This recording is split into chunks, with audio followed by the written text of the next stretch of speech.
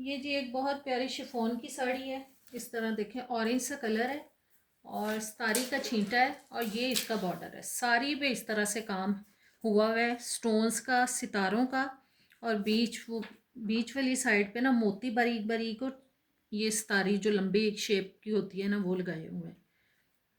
अच्छा पीस है, बहुत ज़बरदस्त है। और इस तरह से ये सारा इसका पल्लू है। ये देखें, पल्लू की नीचे वाली साइड पे भी यही सारा काम है और ख़राब नहीं लग रहा काम कहीं से। खोल खोल के देख रही होती हूँ आपके सामने कि अगर कोई मसला है तो मुझे नज़र आ जाए। और ये जी सिली हुई साड़ी है, ये देखें स्टिच साड़ी है, चुनट चुनट डले हुए हैं और थ्रू आउट इसकी फॉल पे ये काम आ रहा है। ये काम आप पास से देख लें ताकि कोई डाउट ना रहे। सिली हुई साड़ी है, बहुत प्यारा पीस है। ये मैं आपको 3200 में दूंगी।